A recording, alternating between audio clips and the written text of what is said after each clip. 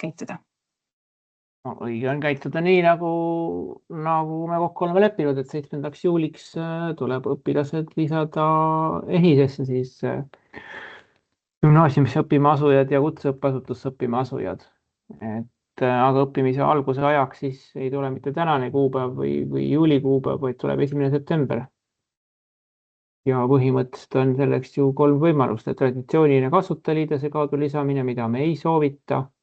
Siis näiteks stuudiumist peaks saama faili võtta, millega seda muudatust teha ja meil üles laadida kogu kool korraga. Ja 3. variant on siis Arno, et Arnot kasutavad koolid ei saagi tegelikult EHIS-esse midagi lisada, ei failiga ega kasutajaliidese kaudu.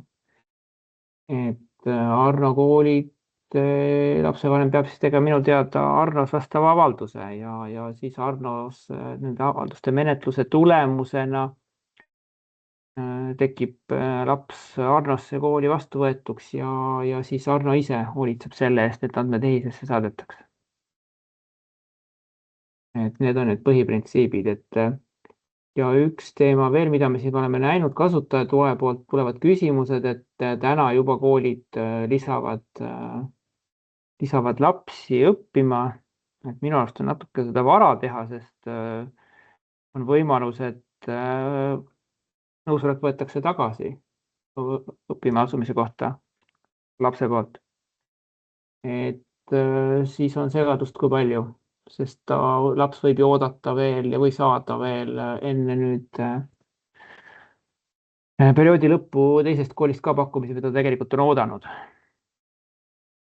Nii et pigem kannatada kuu lõpuni nende õppima lisamistega, et siis on nagu segadust vähem. Nii et ühesõnaga 7. juuliks lisage palun ja pange õppima asumise kuupäevaks järgmise õppeaasta algus, kas nii? Täpselt nii, hästi võtsid kokku. Tore. Riin on ka meiega liitunud, nii et Riin, palun, me anname nüüd hea meelega sõna sulle edasi. Ja, tere kõigile ja tervitame ka kõiki neid, kes täna tegelevad lõpuaktuste läbiviimisega ja vaatavad siis meie tänast kohtumist järgi. Et tänase kohtumise eesmärk on siis natukene osutada nendele võib-olla kohtadele, mis on tekitanud küsimusi ja kus on võib-olla olnud natukene sellist segadust ja vaadata ka üle, et mis see fikseering siis 19. juunil hetkel on. Ja et praegu on siis see hetk, kus koolid esitavad õppima asumise ettepanekuid. Ja õppijad võtavad siis ettepanekuid vastu. Neil on selle jaoks aega 3 kalendripäeva. Siin on see hästi oluline koht, saabub siis 27. juunil, kus tegelikult õppijate jaoks see aeg lüheneb ja kus siis 30. juuni on viimane hetk, kus õppija saab kutse vastu võtta, ehk siis mingitel hetkedel jääb õppijale vähem aega kutse vastuvõtmiseks. Siinkohal on oluline tuletada meelde määrust, mis ütleb seda, et kui õppija õppima asumist ei kinnita, loetakse siis õppija automaatselt kohast loobunuks ja kohta pakutakse järgmisele pingereas olevale õppijale.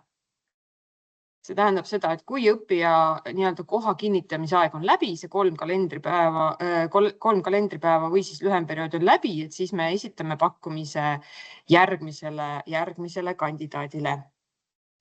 Et siin on oluline ka see, et tsiviilseadustiku üldosa järgimine, kus siis kui siis see tähtaeg õppima asumise kinnituse täitmiseks on siis nädalavahetus või puhkepäev või riigipüha, et siis loetakse tähtpäev saabunuks puhkepäevale järgneval 1. tööpäeval. Kui kool, mis sisseastumisi korraldab, on kohalikus omavalitsuses, mis kasutab Arno tarkvarasüsteemi, siis siin on oluline, et nendesse koolidesse kandideerivad ja koha vastu võtnud õpilaste vanemad teaksid, et nad peavad Arnos ka täitma gümnaasiumi vastuvõtutaotluse. Ja selle taotluse täitmise tähtaeg on 30. juuni. See on oluline kommunikatsioon lapsevanematele, sellepärast et ma arvan, et nad vajavad seda meeldetuletust. Miks ma seda eriti arvan, on see, et olles sellel kevadel ise lapsevanema rollis ja olles sisseastumistega väga intensiivselt tegelenud viimased pool aastat, ei olnud minuni ka see teadmine jõudnud. Ehk siis siin on kindlasti selline ohukoht, kus me tegelikult koolide vaatest peame siis või võiksime siis mõelda, et kuidas me nende lapsevanemateni jõuame, et nad õigel ajal selle kohaga seal Arnos või selle taotluse seal Arnos täidaksid. Siinkohal on ka oluline, millele ka Margus enne viitas, et tegelikult seda avaldust ka seal Arnos on õigus muuta 30. juunini. Näiteks, et kui praegu on laps võtnud vastu koolikoha koolis A, lapsevanem on Arnos vastuvõtutaotluse täitnud. Nüüd homme tuleb lapsele kutse kooli B ja ta tahab hoopis selle vastu võtta. Siis on vanemal õigus see avaldus seal Arnos muuta. Et sellepärast ma ka tuleksin tagasi selle Marguse poolt viidatud sellisele võib-olla ressursse hoidva käitumise juurde, et me soovitame sinna EHIS-esse liigutada andmed ikkagi pärast 30. juunit. Et see on nagu siin oluline lihtsalt selleks, et koolidel ei tekiks seda vajadust neid menetlusi seal nii-öelda siis uuesti alustada. Ja see oligi vist see, Elo nüüd nooguta, sest ma jäin natuke hiljaks, mida juba tegelikult Margus juba rääkis. Vot, hästi. Siis me võime siit edasi minna. Mis siis toimub pärast 30. juunit, kui lõpeb nii-öelda põhivastuvõtt? Siis, kui me 7. juuliks paneme siis info vastu võetud õpilaste kohta EHIS-esse, siis tegelikult siis alles selgub, kui õppija nii-öelda hoiab kinni 2 või rohkemat õppimise kohta.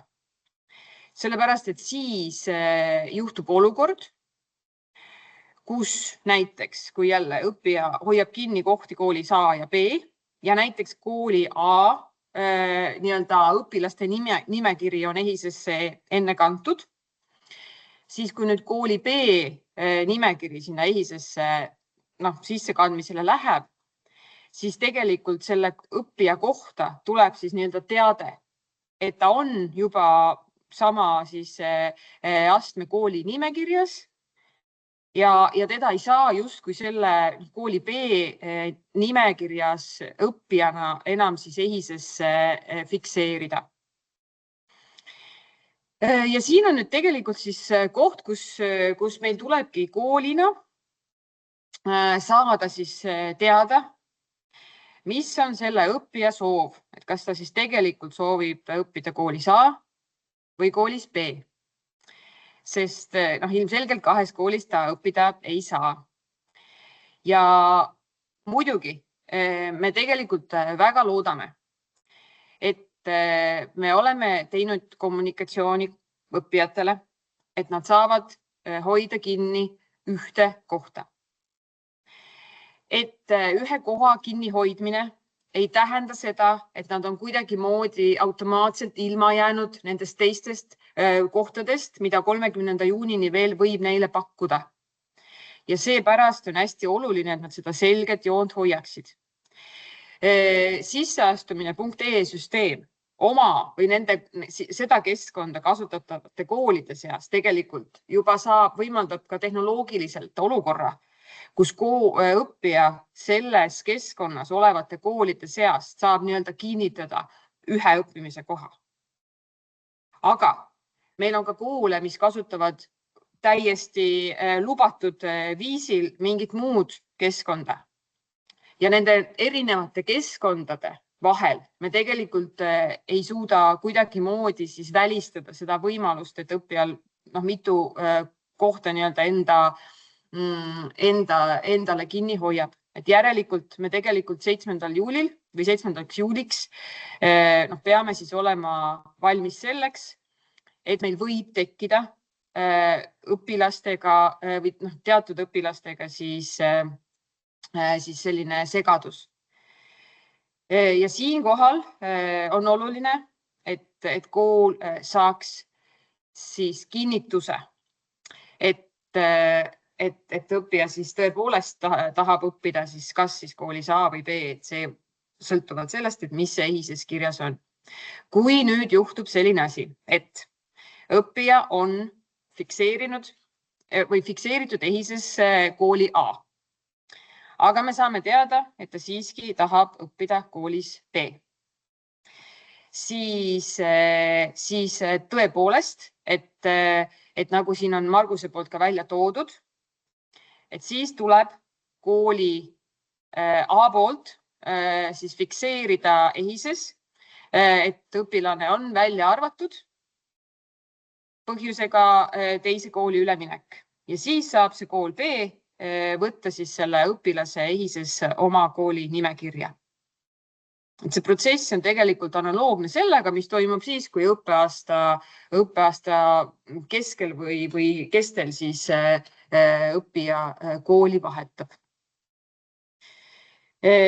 Ja siis hiljemalt 15. juulil algab jätku vastuvõtt nendele õppijatele, kes siis ei ole veel kas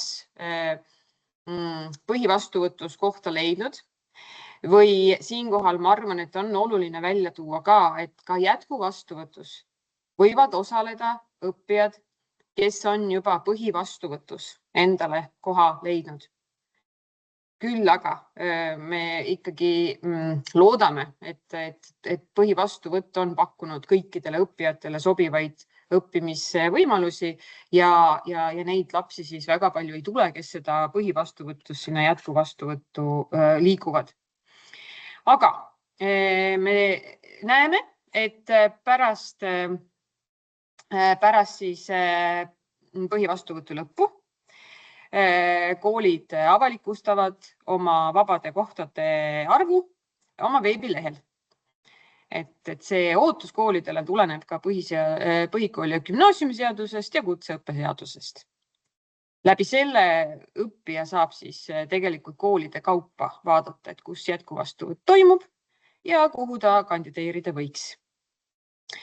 Jätkuvastuvõtu tingimused on olemas koolide vastuvõtukordades, mis on siis juba avalikustatud ja vastu võetud. Meie omalt poolt palume väga koolidel ka täita ära küsitlus, mida me teile saadame, siis kus me palume teil siis anda infot selle kohta, et kui palju on teie koolis jätkuvastuvõtus vabu kohti. Meie avalikustame selle oma kodulehel ja oluline loomulikult on siin see ka, et me ka ise fikseerime, et me tegelikult siis avalikustame selle 7. juuli seisuga, et alati võib juhtuda, et suve jooksul see jätkuvastuvõtu kohtade arv muutub, eriti kui see on ka see protsessi mõttes on niimoodi seatud, et see menetlus toimub seal augustis, et siis loomulikult suve jooksul võib see fikseeritud 7. juuli seisuga number olla teistsugune. Ja mis me siis proovisime õppija vaates siia fikseerida ära, et mis need võimalikud ohukohad võivad olla, mida me tegelikult siis nii koolide vaatest kui ka HTM-i vaatest saame silmas pidada ja siis vastavalt sellele ka reageerida.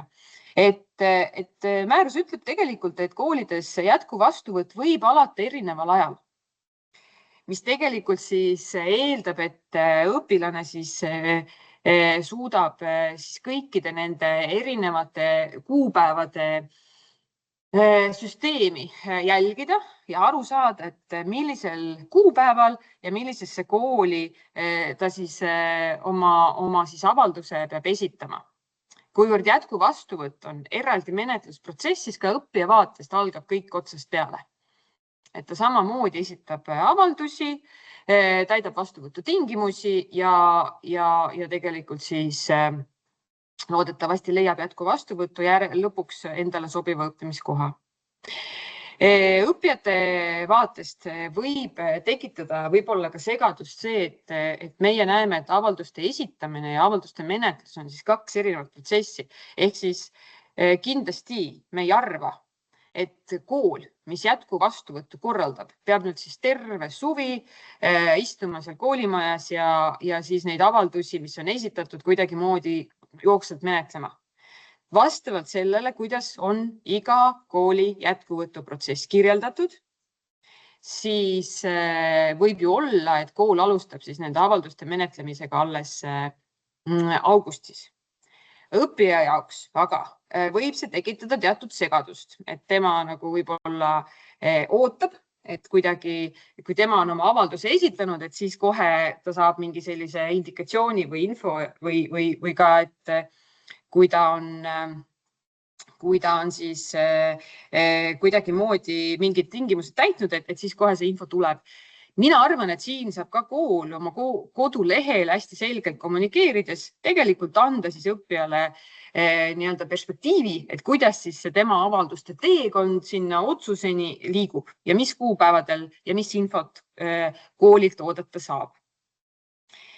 Veel on aga selline võib-olla õppija vaates natuke segadust tekitada võiv koht, et me tegelikult ju ka ütleme, et kui koolil ei ole 15. juuliks ühtegi vaba kohta, siis ta sellel hetkel jätku vastuvõttu alustama ei pea.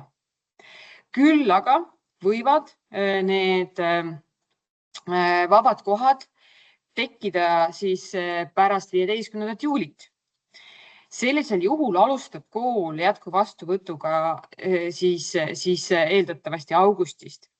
Ja siin võib see õppija jaoks ka olla natuke segadust tekitav, et ta on justkui vaadanud, et 7. juulil ei ole vabu kohti, jätku vastuvõttu ei tule selles koolis, mis võib-olla talle huvi pakub, aga nüüd augustis kuidagi järsku on need kohad tulnud. Ma arvan, et see on ka täiesti selline tavapärane loomulik protsess, et õppijate liikumist me mitte kuidagi takistada ei saa ja ei soovigi. Ja jälle, et mida me saame teha, me saame lihtsalt kommunikeerida õppijatele ja kandideerijatele, et nad hästi tähelepanelikult järgiksid kuupäevi, protsessi kirjeldusi ja ka tegelikult peaksid silmas, et võib olla koole, kus vabad kohad ilmuvad augustis.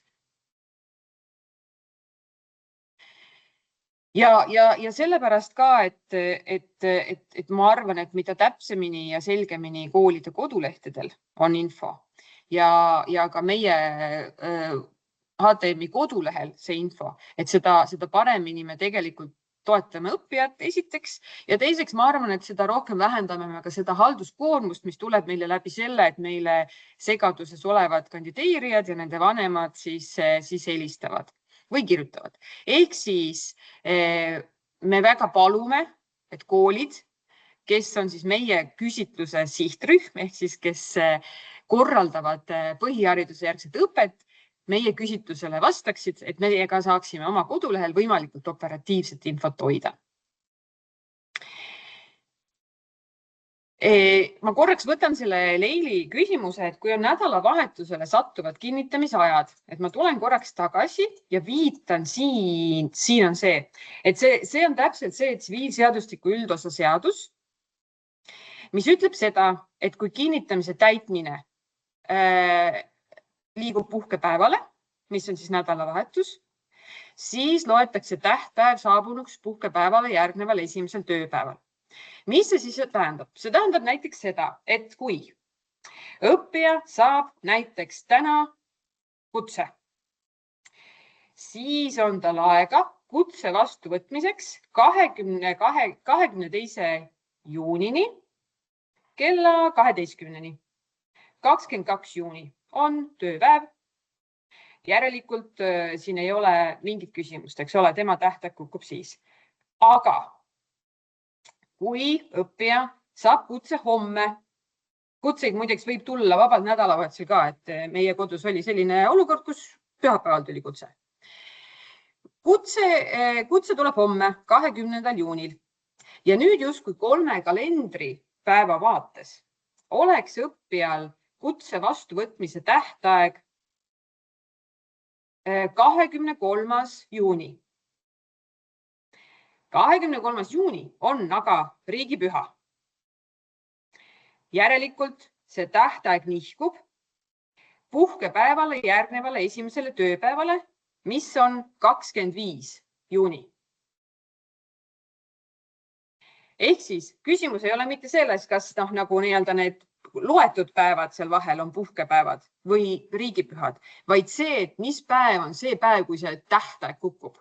Kui see on laupäev või pühapäev või praegu me võime öelda 23 või 24 juuni, siis see vastuvõtu tähtaeg liigub siis esimesele järgmisele tööpäevale. Leili, kui see oli piisav, et siis saate panna kas või pöidla või öelda, et okke, siis ma tean.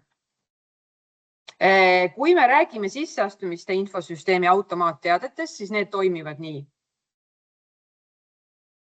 Aga ma ei tea praegu, millisest konkreetsest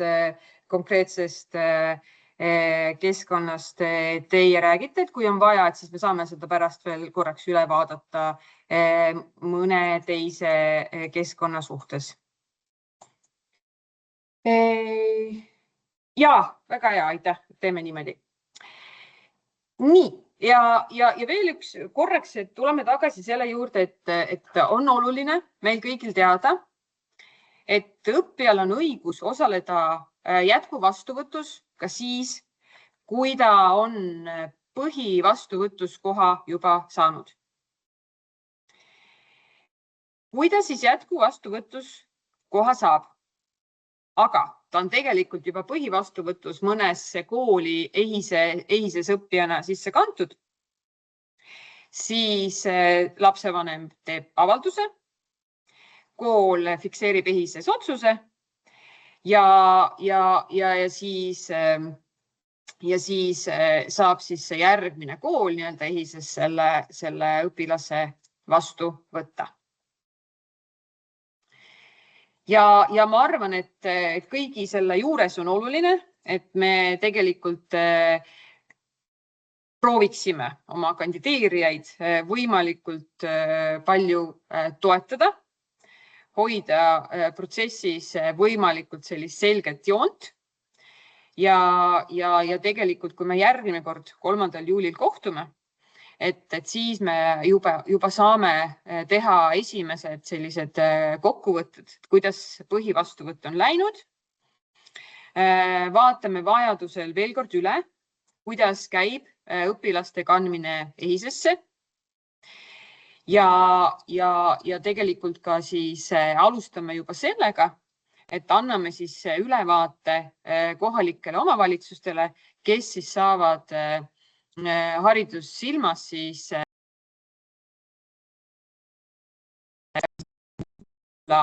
kuuluvate õpilaste seiret.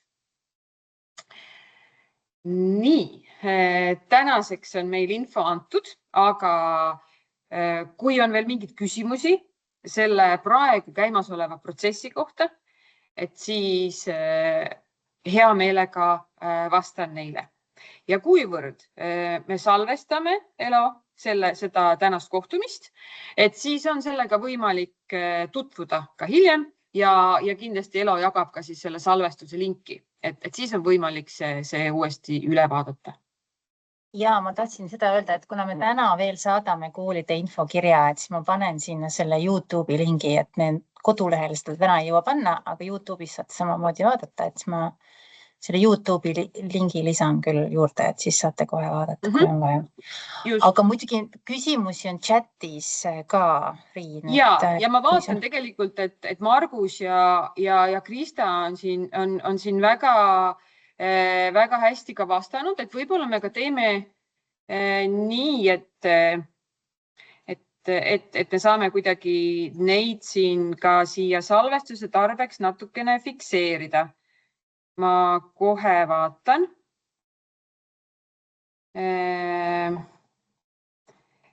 Ehk siis küsimus oli selle peale, et kuidas siis käituvad need koolid, kes siis kasutavad tahvlit.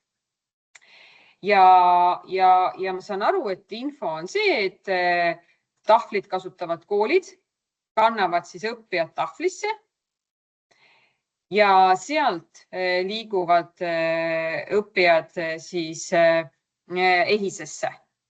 Et Kristi või Margus, et andke pöidlaga märku, et kui see on korrektne info.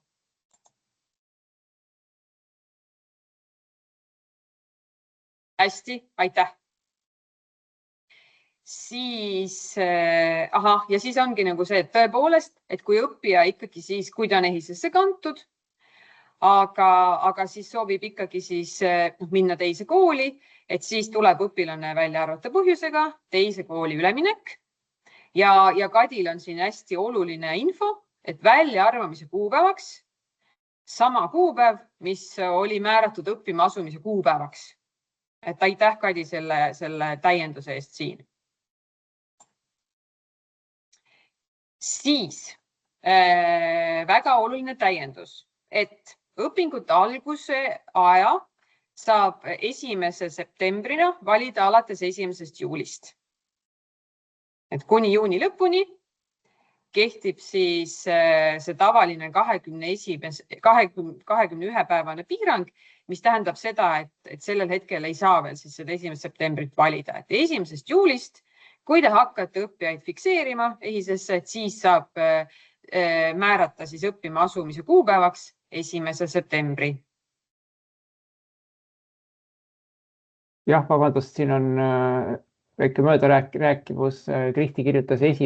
juulist, tegelikult ma panin näite ka siia, et tegelikult kehtib see just nimelt, me tõime selle varasemaks 1. juunist, algselt oli 1. juulist, aga siis 1. juulist ja näide näitab ka siin ära, et siin salvestus vist ei näita küll seda näidet kahjuks, et jah, et saate märkida nüüd varem.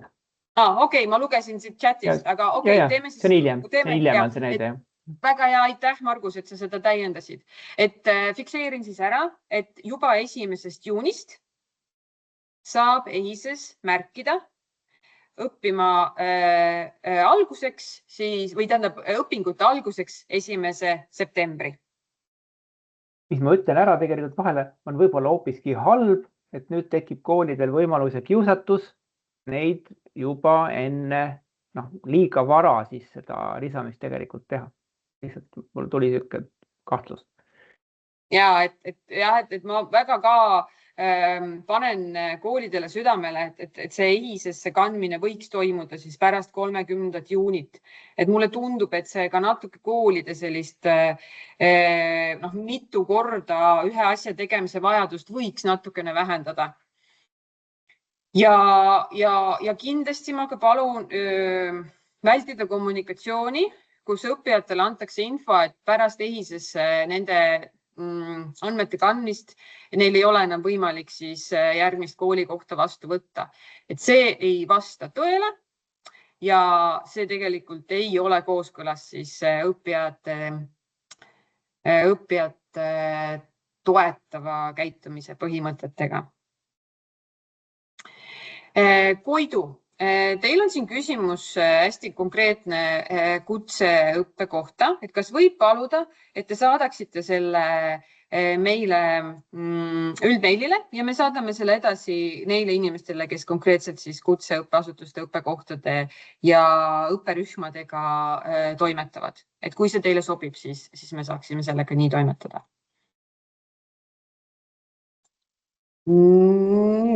Siis Leilil on küsimus SAIS 2 võimaluste kohta.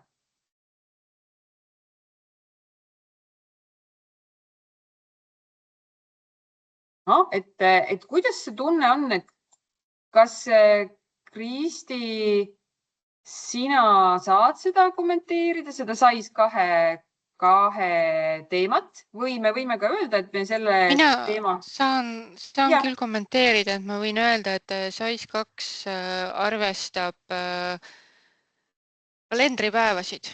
Kui õppima tuleku kinnitamine seadistada päevade arvuna, siis SAIS arvestab kalendripäevasid, mitte tööpäevasid.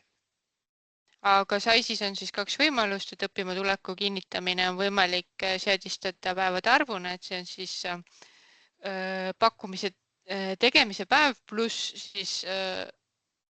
siis täis kalendripäevad vastavalt nii, nagu see päevade arv on seadistatud või konkreetse kuupäevana. Okei. Aitäh, Kristi. Et SAIS2 on see siis nii. Kas on veel mõni küsimus, et te võite selle panna chati, aga võite ka küsida mikrofoni, et me saame anda teile siis mikrofoni kasutamise õiguse, kui te annate käega märku, et te seda soovite.